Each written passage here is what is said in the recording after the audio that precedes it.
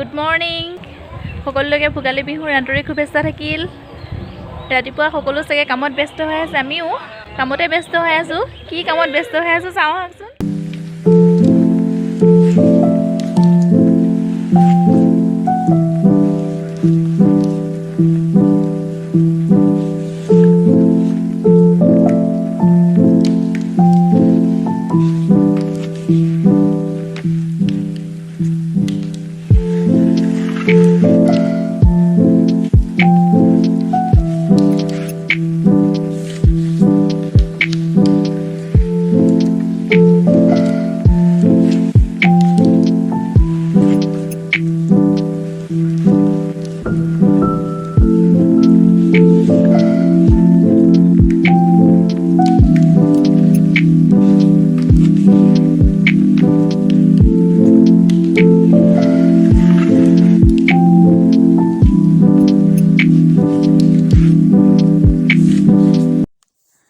ভোগালী বিহু বুলি আজি বেলেগ লাড়ু পিঠাটো সকলোবোৰ বনাইছে বাৰু, তথাপিও আজি স্পেচিয়েলি মানে বাঁহৰ চুঙাৰ জলপান বনালোঁ।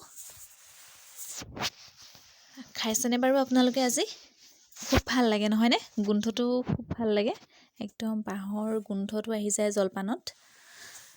মেজি জ্বলাই আহিলোঁ, আহি এতিয়া মাহঁতক সেৱা এটা কৰি লওঁ, তাৰ পাছতহে ভাত পানী খাম আৰু। কিছুমান ঠাইত বাৰু ভাত নাখায়, জলপানে খায়, কিন্তু আমি আকৌ কালি ৰাতি বনোৱা বাঁহী তৰকাৰী দি ভাত খাওঁ আগৰ পৰাই। খুব ভাল লাগে খাই, মানে বহুত টেষ্টি হয়। আগে সেৱাটো কৰি লওঁগৈ।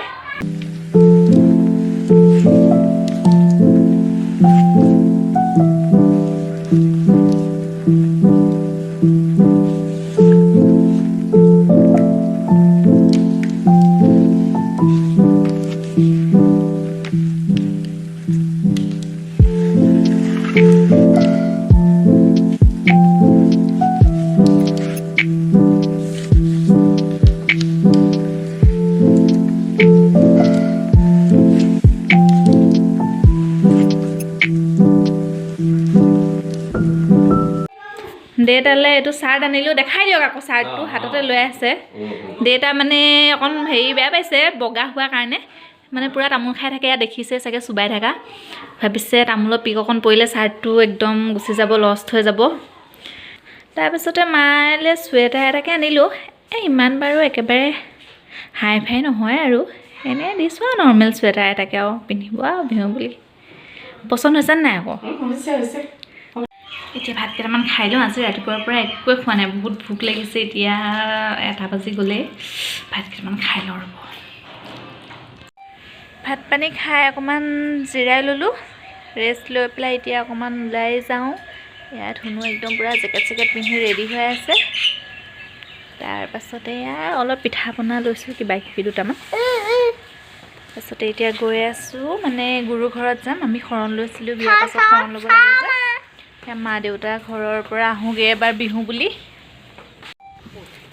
আহি পালোহি আমি।